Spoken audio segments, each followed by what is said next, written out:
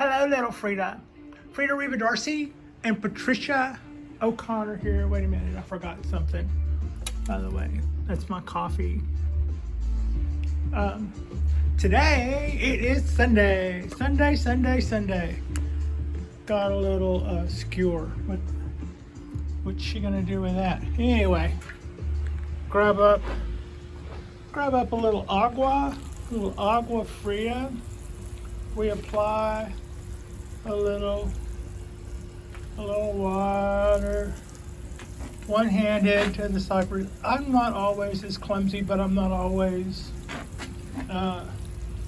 entertaining masses while I'm watering my bonsai. Notice that while I'm watering, I'm not trying to deliberately hit the roots. I kind of did there, but the idea is that I go around the roots. I'm not pouring water on them every day. I think that the amount of peel back on the bark and stuff probably has a little to do with hosing the root base down every day. I think we can keep the bark a little happier if we keep the top of it a little drier. I don't know if that makes sense to y'all, but if you had a couple of cypress trees, you might get that a little.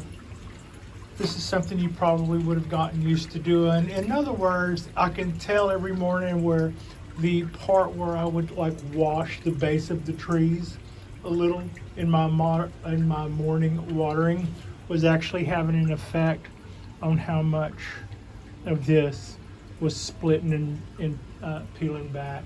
So from that point, except when I'm holding the watering can with one hand and a phone with the other, for the most part, I just kind of dance around with the shower head of the watering thing and don't hose down the base as much as I was in the beginning. That's a little quick look at our California coastal redwood seeds and pods, which are still damp. Bougainvillea, greening right up with the warmer weather. I could also have greened that right up by letting it spend more nights indoors. It's probably my one indoor bonsai.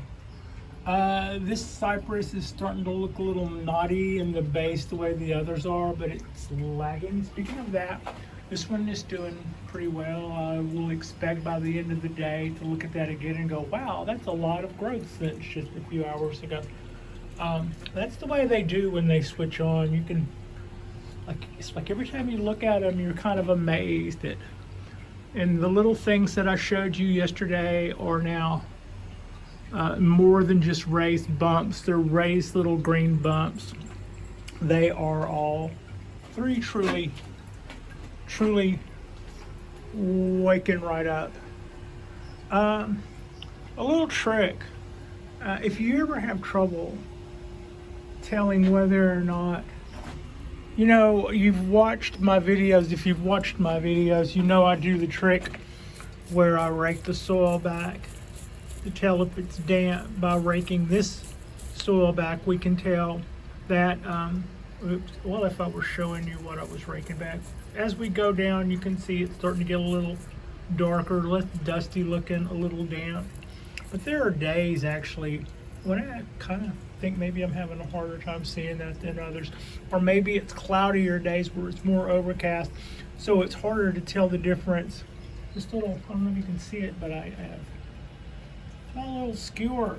You can pull that out and see that it is indeed damp. In fact, that's a lot damper. That's a lot damper than I would have surmised just looking at the top.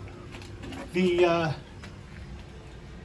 dipstick method, if you're a bit of a dipstick when it comes to gauging your water, that's too easy to do, to let watering be a big guess, which is kind of why I walked past this tree and grabbed a skewer.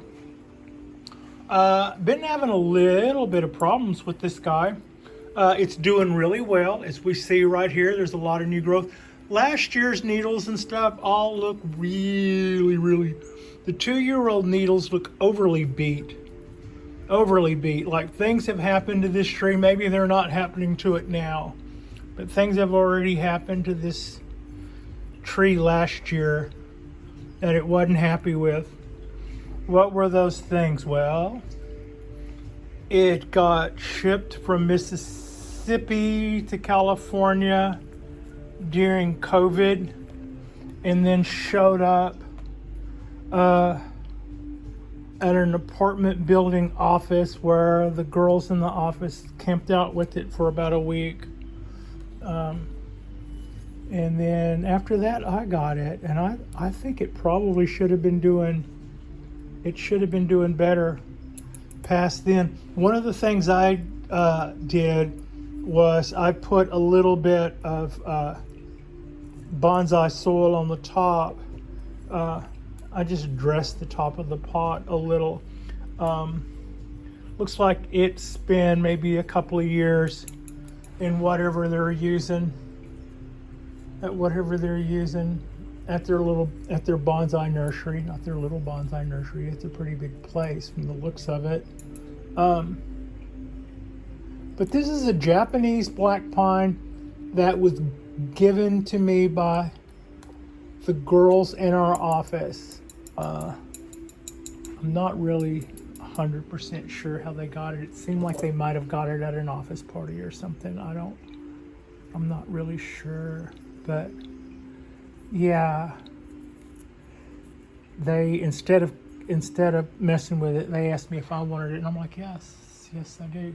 But what I'm noticing here is that even though the sides out here look damp where I watered it yesterday, close in, it feels extremely dry.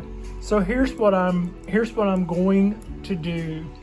I'm going to rake an edge. I'm going to make a mess, and I'm going to rake an edge around this pot and clean up this edge in here, so that whenever I water, instead of wanting, the water might be rolling off too much. I haven't been paying a whole lot of attention, but the outside edges look adequately watered. The inside of this feels dry, and I shouldn't be seeing 2-year-old needles that look this beat up. This year's growth that's coming out doesn't show that. So whatever it was we're doing, we might be doing okay, but I just want to make sure. So what I'm going to do is I'm going to clean up this edge all the way around the pot, so that whenever I water it here, the water will hit that gutter I will have made and stop and not run over the edge. That will also help the tree to maintain the water instead of having it roll off. And then I'm thinking that will help the center of the core to get more thoroughly watered instead of what has been happening. And then I will also do my stick. You see I'm pushing it down there in the roots. Yeah, I'm probably shredding off a few tiny little roots, but it's not that big a deal. People actually do this for different reasons. I've seen a person I consider one of my bonsai teachers will go to soil that is too tightly compressed, looking at you, cork bark oak, and he will go all psycho on it with a Phillips head screwdriver. What is psycho? Rant, not hitting the major, stuff, but he will put perforated holes in the top of this packed soil so that his tree will intake water easier. I have done that, and I also trimmed the edge away from this one last year to make its watering easier. And as soon as I did that, I went, yeah, that has gotten a lot easier. And why didn't I do that before? Look at all the buds. Look at all the buds all over. Can you see all those little buds? Everybody is no longer stick with pom-poms on the ends. We're absolutely getting what we asked for.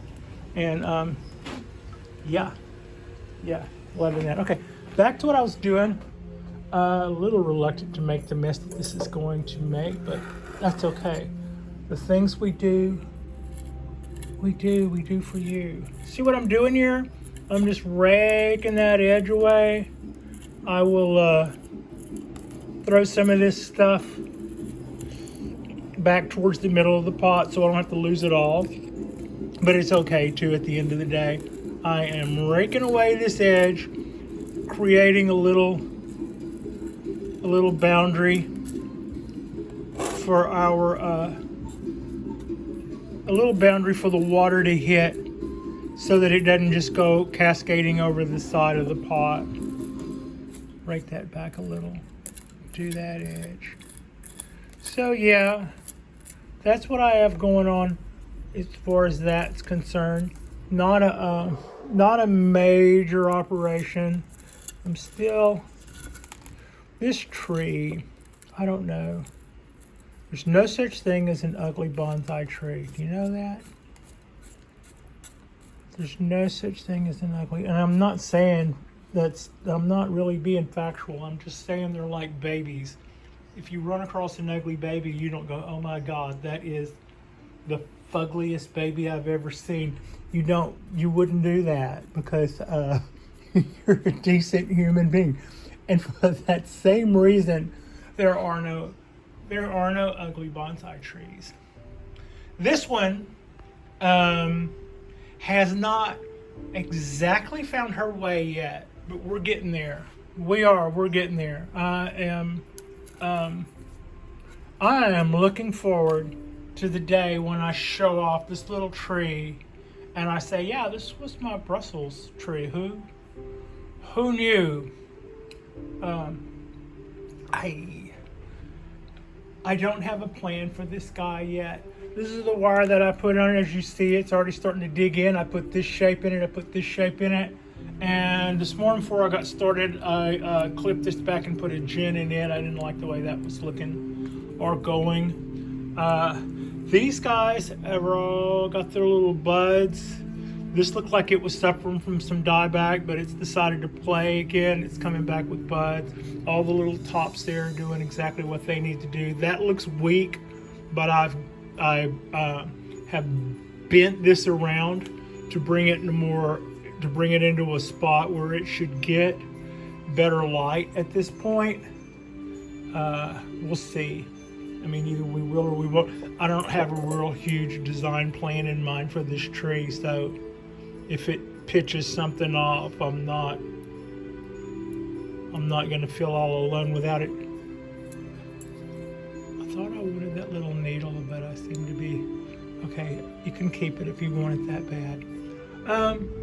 So yeah, that's pretty much the total look of my my several-year-old from Brussels. This is a box tree bonsai. What is the box tree bonsai? When you pick up, when you go to the computer and order a bonsai tree over the internet, and something like this shows up in a box that says Brussels bonsai on it, then at that point, you yourself are a box tree owner, not to be confused with a boxwood, which to me, boxwoods are great little bonsais. They're also to me kind of a cliche for bonsai. It's like, yeah, I think one time on Family Guy, somebody said something about bonsai trees, like an actor or something, and he goes, show us your boxwood, because that was, in other words, that was the cliche of, that's what a person thought of when they had nothing to do with bonsai, but they thought of bonsai, and they thought of boxwood trees. Other than that, one of the first convincing, I don't know why I'm talking about boxwood trees, but one of the first convincing bonsai trees I ever saw at a nursery was at a nursery convention. A salesman was showing a container plant and showing how a boxwood was an instant bonsai just by basically pulling it out of the pot. So that's kind of what I got going there. Let's throw this back. Let's throw this back on the stainless table. Bring it in off the rail, and We have room for it right here.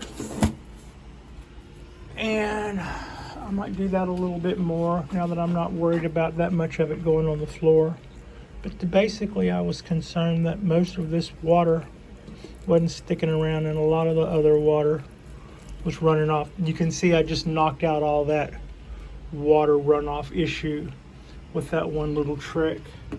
And my little dipstick here will tell me if I have been in fact being a dipstick myself over how much water I have and have not been given that. Quick look, wisteria blooms, more, more. Those guys are getting really big. We're going to have some really pretty bloomage here in a minute. Don't want to jinx it, but yeah, I feel like this is starting to feel like it's going to happen. So that is a fairly quick look at everybody. Everybody is very happy to be here. Everybody's looking really green and buddyful. Last night I brought this in for a minute so that I could have a quick look at, this is our Ponderosa. I'm not sure, but I think I'm showing you the new growth coming out in the tips of those shoots. And in keeping with our teachings, we are going to let all of that stuff make all the new needle mass that it absolutely wants. And we're going to let it make all the needle mass that it wants. And in that way, at the end of the year, it will have more needles, and those more needles will still have the same amount of energy between them, and they'll get shorter, stay shorter. I know that's what I'm supposed to do, and we're going to do it, but you know what? I love the needle length of this already. I think to some extent they're already quite short enough. I think those ends could be a little fuller, though. So I'm welcoming all of those little. I'm welcoming all of those little candles in there that are about to spring forth. Spring forth, do your candle thing. Thank you so much for watching. It's a beautiful, warm, 70-something degree day. It's probably not even 10 o'clock yet, and it's quite warm here for our faux winter. Actually, I guess I would call this faux spring. Probably, when we get a little closer to March, I bet it gets cold again. But right now, it'll be too late because all of this stuff will already be all leafed out, and it probably won't get cold enough to hurt it. So enjoy this beautiful day. Frida and I are going to enjoy this beautiful day. Frida and I hope so much that